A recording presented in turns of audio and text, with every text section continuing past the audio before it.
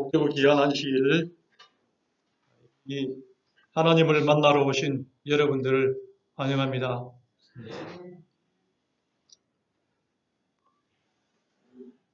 10명의 자녀들을 둔 그 부모는 자녀들이 너무 많기 때문에 한 사람쯤은 명절에 안 와도 된다고 생각을 하는 사람들이 있는데, 부모님은 하나라도 명절에 안 오면은 마음이 아프다고 합니다.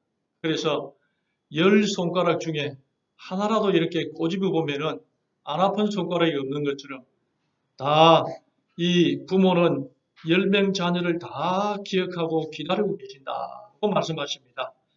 여러분들이 한 번씩 안식일에 교회를 안 나오면은 하나님께서 대단히 그 마음 아파하시고 기다리고 계신다는 사실을 잊지 말게 되시기를 바라겠습니다. 예. 오늘은 순서지에는 주라고 나갔는데 주인, 주에 대해서 말씀을 나누고자 합니다. 하나님의 말씀 마태복음 21장 33절로 44절에 있는 말씀을 찾아 낭독하겠습니다. 다른 한 비유를 들으라.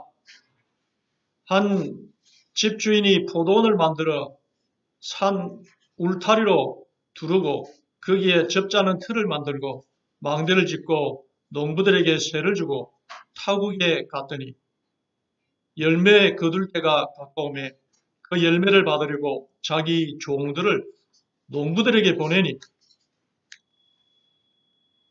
농부들이 종들을 잡아 하나는 심히 때리고 하나는 죽이고 하나는 돌로 쳤거늘 다시 다른 종들을 처음보다 많이 보내니 그들에게도 그렇게 하였는지라. 후에 자기 아들을 보내며 이르되 그들이 내 아들은 존대하리라 하였더니 농부들이 그 아들을 보고 서로 말하되 이는 상속자니 자 죽이고 그의 유산을 차지하자 하고 이에 잡아 포도원 밖에 내쫓아 죽였느니라. 그러면 포도원 주인이 올 때에 그 농부들을 어떻게 하겠느냐? 그들이 말하되 악한 자들을 진멸하고 포도원은 제때에 열매를 바칠 만한 다른 농부들에게 새로 줄지니라. 우리는 이 줄거리를 잘 알고 있습니다.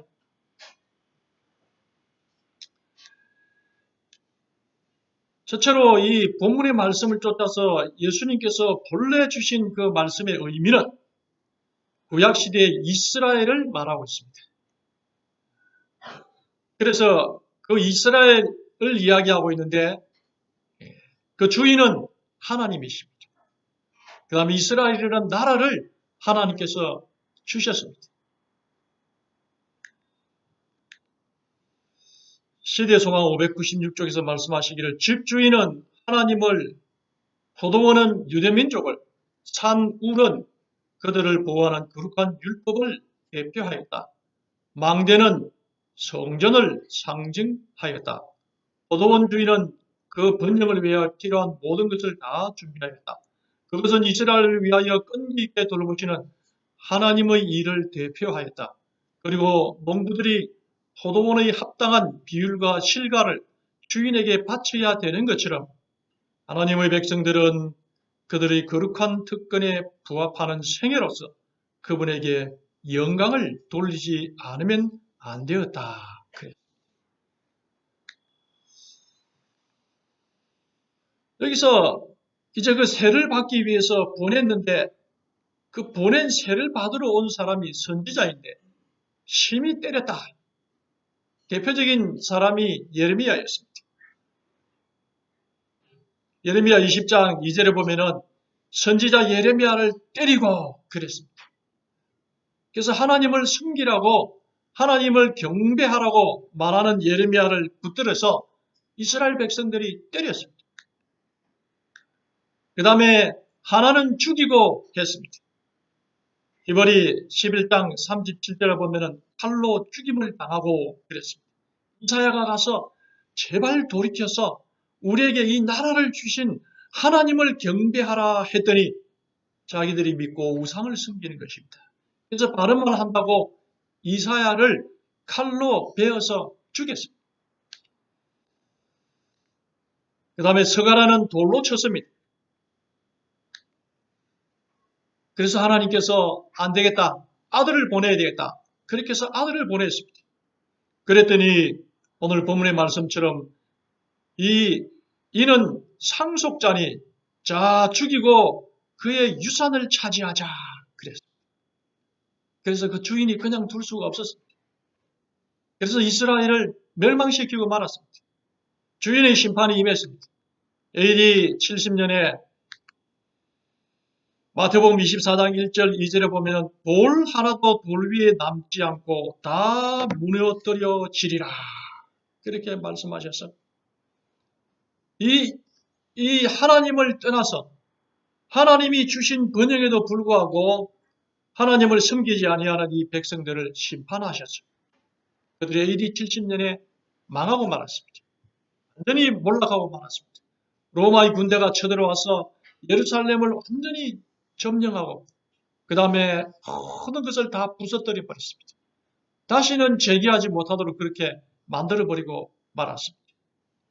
그래서 그들이 마땅히 세를 바쳐야 되는데 주인에게 세금을 바쳐야 되는데 바치지 않았던 것입니다.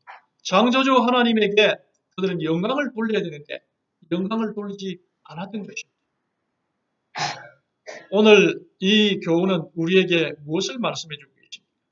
신약시대 이후로는 그 주인과 그 다음에 소장농이 누구인지를 보여주고 계시는 것입니다. 그래서 예수님은 이제 교회를 세우시고 또 그 교회의 주인이시고 그리고 교인들의 주인이라는 것을 말하고 있습니다. 이 교회는 사람들이 이야기하기를 목사가 주인인가? 목사가 주인이 아닙니다. 그럼 이 교회의 주인이 성도들입니까? 성도가 아닙니다. 이 교회의 주인은 예수님이신 것입니다. 그래서 이 사실을 믿어야 되는 것입니다. 사도행전 20장 28절에 여러분은 자기를 위하여 또는 온 양떼를 위하여 삼가하라. 성령이 그들 가운데 여러분을 감독자로 삼고 하나님이 자기 피로 사신 교회를 보살피게 하셨느니라. 예수님께서 이 교회를 피로 사시고 교회를 세우셨다. 그렇게 말하고 있습니다. 그래서 이 교회는 예수님께서 피로 사신 아주 귀한 교회인 것입니다. 그래서 이 교회를 통해서 하나님께 영광을 올리는 일이 있어야 한다 하는 것을 말하고 있습니다. 그래서 주인에게 합당한 영광을 돌리는 것이 세를 내는 것으로 비유를 하신 것입니다. 그런데 오늘날 상당히 많은 교회가 세를 내지 않고 그 세를 자기가 취해간 것입니다. 주님께 영광을 돌리고 예배를 돌리는 것이 세를 내는 것과 비유가 되는 것인데 그 일을 하지 않는 것입니다. 하나님께서는 계시록 12장 17절에 하나님의 계명과 예수의 증거를 믿는 것이 지키는 것이 하나님께 세를 주인으로 인정하고 내는 것이다. 그렇게 비유로 표현을 하고 있습니다. 이렇게 할 때에 우리가 거룩한 하나님의 명령을 쫓아서 하나님의 계명의 차원을 넘어서서 하나님 자체인 것입니다. 하나님인 것입니다. 그래서 이 하나님을 섬기는데 계명을 쫓아서 섬기게 되는 것입니다. 그런데 이 하나님의 그 계명 대신에 자신의 영광을 취하면서 교회의 계명을 만들어서 다니엘 7장 25절에 때와 법을 고쳤습니다. 그래서 자기의 뜻대로 섬기는 것입니다. 마땅히 하나님께 영광을 돌려야 되는데 영광을 돌리지 않은 것은 세를 내지 않고 사는 세입자와 같은 것입니다. 그러면 쫓겨날 수밖에 없는 것입니다. 이게 내 것이냐 이렇게 하면서 그걸 내지 않는 것입니다. 예수의 증거입니다. 예수의 증거는 여의 말씀이고 예수님께서 주신 증거인 것입니다. 그 주제는 예수 그리스도를 통해서 우리가 구원을 얻는다는 것입니다. 예수의 증거인 것입니다. 그런데 교회들이 교리의 증거를 가지고 교회를 섬기도록 하는 것입니다. 그들은 진리가 아니고 그것은 교리라고 이야기하고 교회에서 만든 것입니다. 그래서 하나님께서 그들 스스로 배불리고 있는 것입니다. 세를 내지 않고 자기가 취한 것입니다. 그래서 하나님께서는 세를 내지 않는 교회를 심판하시기를 원하시는 거죠. 주님께서 오셨을 때에 계시록 14장 1절에 보면은 내가 보니 보라 어린 양이 시온산에 섰고 그와 함께 14만 4천이 서 있는데 그 이마는 어린 양의 이름과 그 아버지의 이름을 쓴 것이더라. 즉 계시록에 관통하고 있는 큰 두 주제는 하나님을 제대로 섬기는 것이 무엇인지를 말하고 있는데 여기에도 나와 있는 것입니다. 그래서 그들이 구원을 얻게 되는데 그 14만 4천을 보니까 그 이마에 어린 양의 이름과 아버지의 이름을 쓴 것이 있더라 그랬습니다. 어린 양의 이름이라는 것은 바로 예수 그리스도를 영접하고 새로운 삶을 살게 되는 것을 말하고 있습니다. 그 다음에 아버지의 이름이 있다는 것은 아버지의 뜻대로 사는 삶을 살았다는 것을 말하고 있습니다. 아버지의 뜻은 어디에 나타나 있습니까? 십계명에 나타나 있는 것입니다. 그걸 바꾸어서 자기의 걸로 바꾸어서 교회의 것으로 바꾸어서 이렇게 살면 안 되는 것입니다. 마땅히 돌려야 할 하나님께 영광을 돌려. 그래서 그 이마에 예수 그리스도를 영접하고 제3을 받은 표인 어린 양의 이름이 딱 있고 그 다음에 그들이 아버지 하나님을 섬기는 아버지 하나님의 계명을 쫓아서 아버지 하나님을 섬기는 자기 스스로 서지 아니하고 하나님을 섬기는 그런 표가 있는 것입니다. 그들의 주인이 하나님이신 것입니다. 그 사람들이 시온산에 서게 된다는 것을 말하고 있습니다. 그러나 하나님이 예수님이 주인이심을 거절하고 자기들이 그 주인의 자리에 앉아서 있는 사람들 계시록 14장 8절에 이렇게 말하고 있습니다. 무너졌도다 무너졌도다 큰 성 바벨론이야. 바벨론은 무너질 것이라는 것을 말하고 있습니다. 그러므로 오늘 우리는 우리의 주인 되시는 하나님을 섬겨야 합니다. 우리의 구원주 되시는 예수를 섬겨야 하는 것입니다. 바른 방법으로 섬겨야 하는 것입니다. 이것이 주인들에게 세를 바치는 것으로 비유하고 있습니다. 그래서 이 세를 바치는 교회와 세를 바치는 국가와 세를 바치는 개인들을 하나님께서 부강하게 해 주셨습니다. 7 교회가 존재했던 터키, 복음이 일어나고 7 교회가 그 터키 소아시아 지역을 통해서 쫙 전달되어졌는데 그때 터키가 세계를 지배하는 제국이 되었습니다. 그 다음에 거기서 이제 이 복음이 로마로 들어가게 됩니다. 로마는 이스라엘을 정복했지만 복음은 로마를 정복했습니다. 그래서 천년의 제국을 이어갈 수 있도록 했는데 하나님의 백성이 그들에게 있었기 때문에 그러한 것입니다. 그 다음에 이 복음이 다시 영국으로 가게 되었을 때에 영국이 해가 지지 않는 나라가 되었습니다.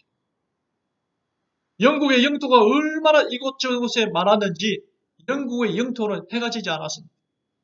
이쪽에서는 해가 져도 또 다른 쪽에 영국의 영토가 있었기 때문에 거기에는 해가 떠 있었습니다. 그만큼 큰 제국을 세계 역사에 있어서 찾아볼 수 없을 큰 제국을 영국이 건설한 것입니다. 그리고 이 복음이 미국으로 가게 되었을 때에 주인이신 하나님을 그들의 나라를 섬기는 그 사람들이 모여서 그들의 나라를 건국하게 되었을 때에 현재까지 세계를 지배하는 패권 국가가 되었습니다. 미국하고 일본이 전쟁을 벌였는데 졌습니다. 그리고 또 미국하고 일본이 청일 전쟁을 펼쳤는데 청나라에 이겼습니다. 러일 전쟁을 일으켰는데 러시아를 이겼습니다. 그런데 미국과의 전쟁에서는 지고 말았습니다. 왜? 미국은 그 주인을 하나님으로 섬기는 나라이고 그리스도를 주인으로 삼고 사는 나라이기 때문에 그 나라를 이길 수 없는 것입니다. 주님께서 보호하고 계시는 나라이기 때문에 그러한 것입니다. 그래서 패권국이 된 것입니다. 지금 중국이 무역전쟁을 일으키지만 벌벌 떨고 있습니다. 주님께서 세운 나라가 언제나 승리를 하고 부강했습니다. 미래에는 연합정부가 나와서 미국과 교황이 손을 잡아서 새로운 세계 정부를 세울 것이라고 이야기하지만 그러나 그 나라도 얼마 가지 아니하고 결국에는 그리스도의 나라인 천국이 세워질 것이다. 그렇게 말하고 있는데 그 천국에 들어가서 살 수 있는 사람은 주인을 그리스도로 모신 사람이라는 것을 말하고 있습니다. 내 스스로 설 수 있다고 생각하고 자기 교회의 교리를 가지고 가르치고 하는 사람들은 예수님을 주인으로 삼지 않았기 때문에 그날에 들어가지 못할 것입니다. 교회가 그러하고 그리고 이제 우리 개인들 모두도 다 예수님께서 우리를 샀기 때문에 예수님이 우리 주인인 것입니다. 계시록 5장 9절을 보면은 각 족속과 방언과 백성과 나라들 가운데 사람들을 피로 사서 하나님께 드리고 피로 샀습니다. 예수님께서 우리를 피로 사신 것입니다.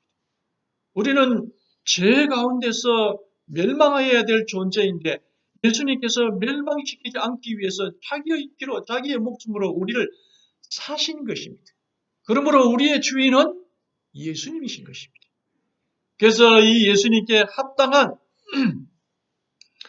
세를 내 영광을 돌려야 되는 것입니다. 그분이 우리의 주인이기 때문에 그러한 것입니다. 베드로에게 그래서 물었습니다. 그랬더니 베드로가 이르시되 너희는 나를 누구로 아느냐?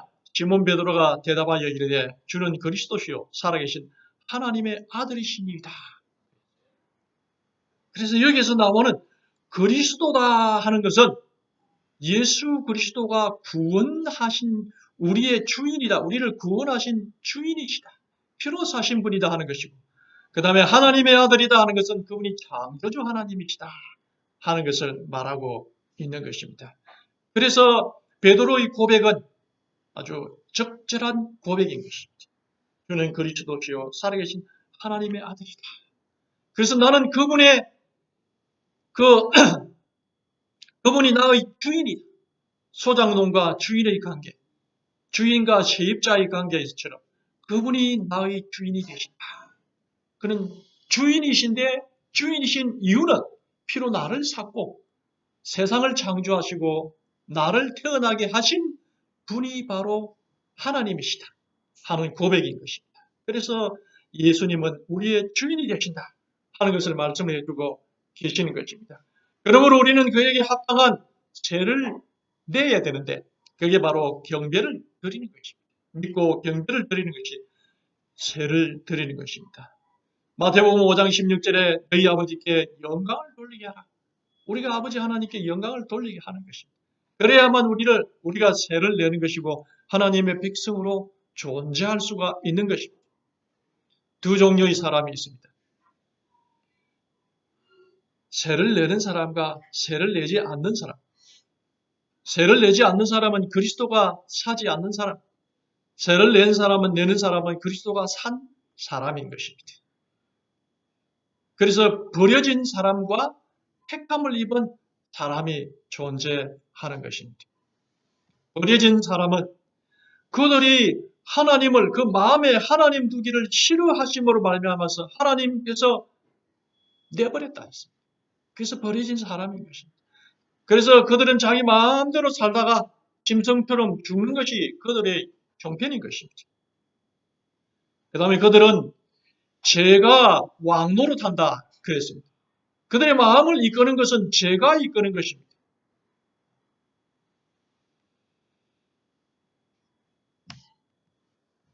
이 사람은 엊그저께 사표를 내고 나온 청와대 대변인입니다. 왜 그렇게 되었습니까? 그 본성대로 그냥 자기 욕심대로 살았기 때문에 그러한 것입니다.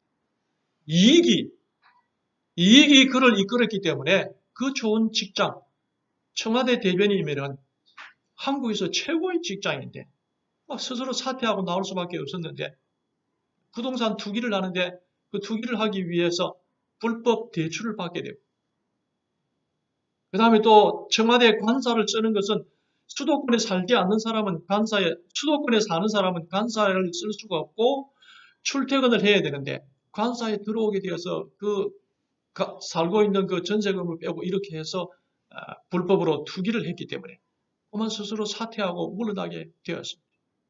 이와 같이 우리가 그 세상을 주인으로 삼으면은 자기 욕심이 나를 이끌기 때문에 욕심이 자기의 주인이 되기 때문에 패망의 길로 가기가 쉽다는 것입니다.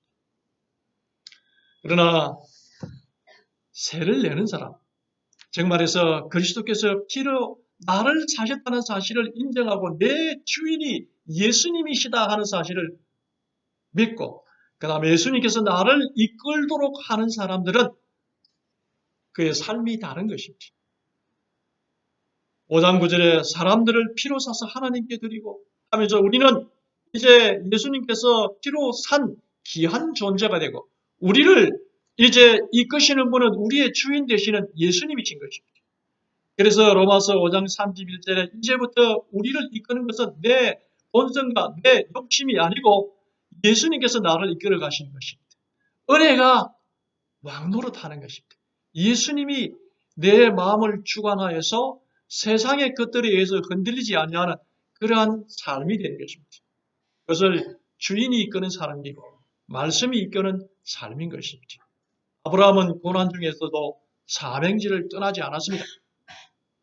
그가 갈대아에서 불러서 가나안 땅에 따온 다음에 이 땅을 내가 너희에게 주었으니 이곳에서 내 민족 그 내 후손 대대로 살면서 하나님을 온 세상에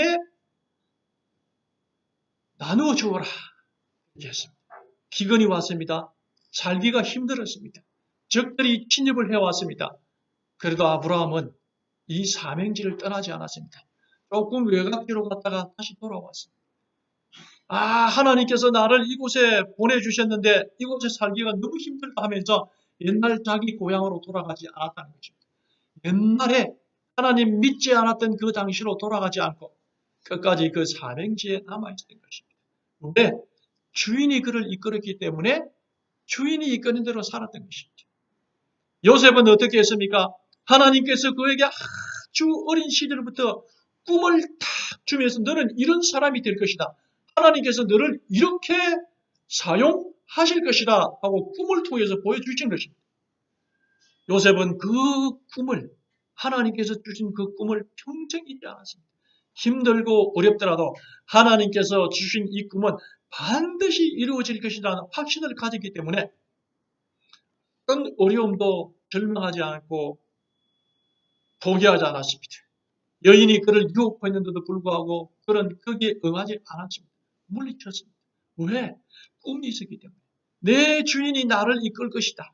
내 주인이 나를 선한 길로 위대한 길로 이끌 것이다 하는 꿈을 가졌기 때문에 주인이 이끄는 삶을 살았기 때문에 내 욕망이 이끄는 삶을 산 것이 아니고 내 이기심이 이끄는 삶을 산 것이 아니고 주인이신 주님께서 이끄는 대로 살았기 때문에 그가 통리에 오를 수 있었던 것입니다.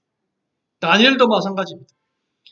그는 뜻을 정하였고 그 말씀에 이끄는 삶, 뜻을 따라 사는 삶을 살기로 결심을 하게 되자 하나님께서 그 일을 10배나 되는 보통 사람의 10배가 되는 지혜를 주셨다. 그랬습니다. 그리고 그 10배나 되는 지혜를 가지고 사람들을 잘 다스리는 그 일에 썼지 자기 살이 사욕을 채우는 일에 쓰지 않은 것입니다. 그래서 그는 총리를 2번이나 한 것입니다. 바울은 부르심을 받게 되었을 때에 하나님의 위대하신 뜻에 이끌림을 받아서 국회의원을 포기하고 천국의 대사가 되었습니다. 남은 자손도 마찬가지로 말씀이 이끄는 삶을 살아야 합니다. 주인이 이끄는 삶, 이것이 바로 하나님께서 원하시는 삶이고 세를 내고 사는 삶인 것입니다. 저는 어제 저녁에 한 분을 만났는데 정성빈이라는 분입니다. 이 사람을 직접 만난 게 아니고 책을 통해서 만났습니다. 이 정성진이라는 사람은 지금 삼육대학 상담심리학과 교수이고 상담심리학 박사입니다. 젊은 사람입니다. 이분이 누군가 하면은 정용근 목사님의 둘째 아들입니다. 우리가 교회로 올 때마다 왼쪽에 기념하기 위해서 정일구 목사님의 그 순직에 대해서 기념비를 하나 딱 붙여놨는데, 그 정일구 목사님이 이 정성진 교수의 외삼촌이 정일구 목사님. 이분이 10여 년 전에 그 정용건 목사님이 은퇴 예배를 하게 될 때에 그 아들이 나와서 아버지를 그리는 그 답사라 할까요? 은퇴의 축사라 할까요? 그것을 읽었습니다. 읽을 때에 그 읽었던 그 편지 내용을 제가 기억을 하고 있습니다. 그러니까 뭐라고 했는가 하면은, 하루는 친구들이 너무 그림을 잘 그려서 아버지 나도 미술 학원에 보내주세요. 우리 친구 아무개가 그림을 참 잘 그리는데 나도 그림을 그 친구처럼 잘 그리고 싶으니 그 친구가 나가는 미술 학원에 나를 좀 보내주세요 했더니, 아버지가 그 말을 듣고 며칠 근심을 했는데 그를 그 미술 학원에 보낼 만큼 가정 형편이 되질 않는 것입니다.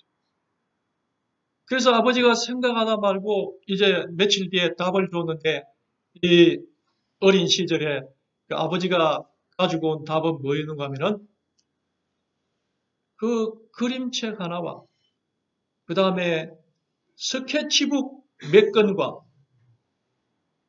크레용을 가져온 것입니다. 그러면서 다 주면서, 자, 이걸 가지고 네가 직접 그림 공부를 해라. 그림을 그려라. 이러는 것입니다. 그러면서 기도를 해줍니다. 이 그림을 보고 열심히 그 그림 공부를 하고 연습을 하면 학원 다니는 학생들만큼 잘 그릴 수가 있다. 그걸 하나님께서 해 주실 것이다 하고 그 꼬마 아이의 손을 잡고 기도를 해준 것입니다. 그 마음은 좀 자기가 원하는 대답을 사실은 받지 못한 것입니다.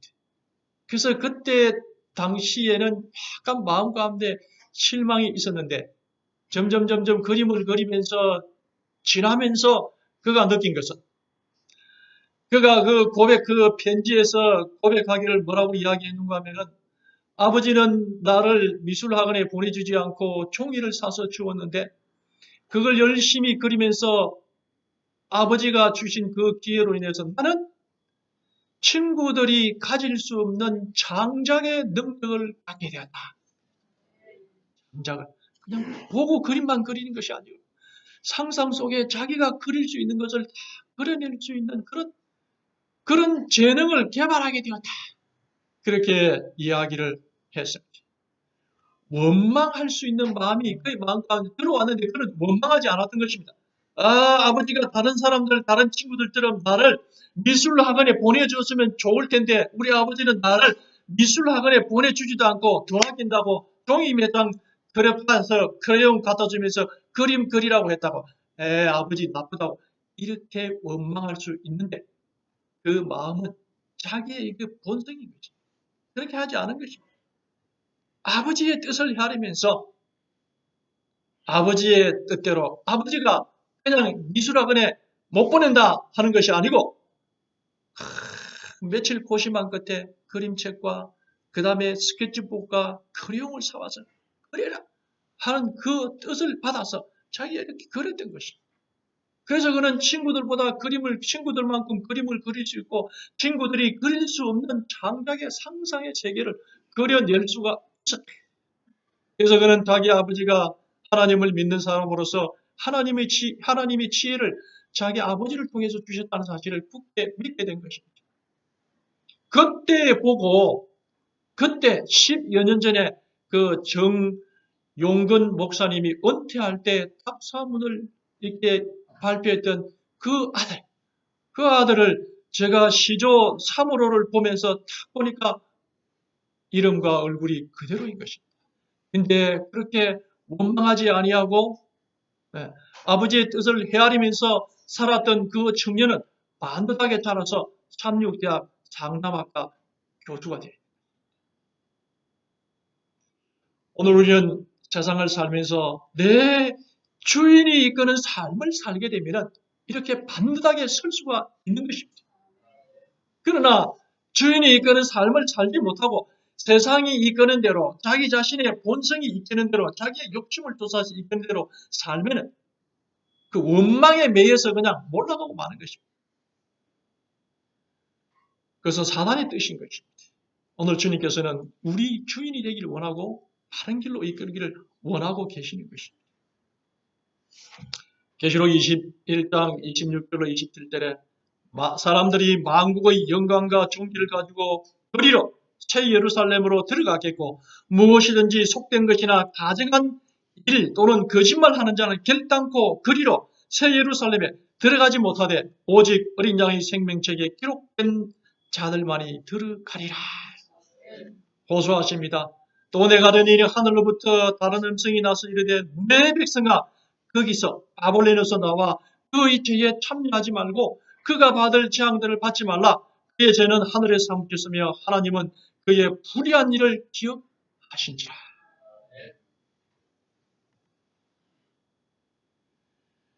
사람이 죽으면은 상여를 메고 출상을 하게 됩니다.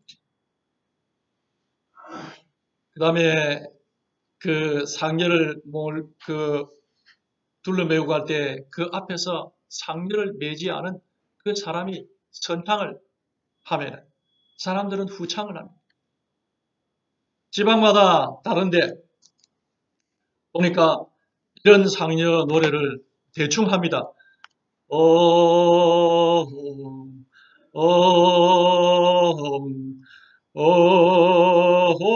이야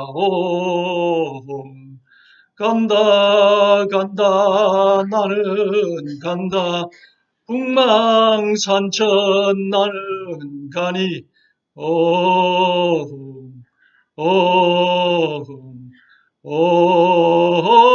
이야 백년 집을 이별하고 만년 집을 찾아가니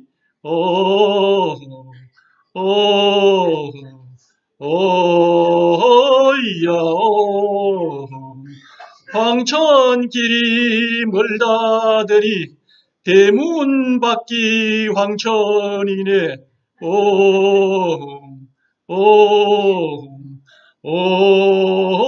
이야 이제 가면 언제 오나 원통해서 못 살겠다.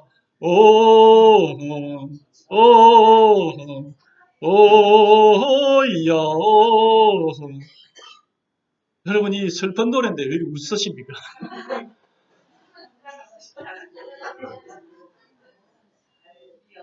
주님을 주인으로 삼지 않는 사람은 이 노래를 들으면서 풍망산천을 갑니다.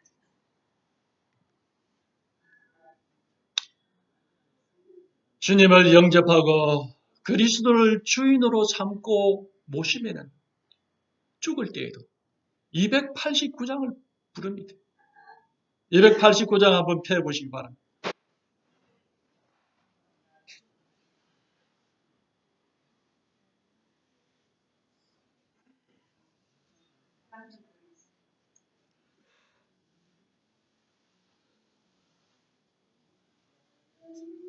자, 한번 불러보시기 바랍니다.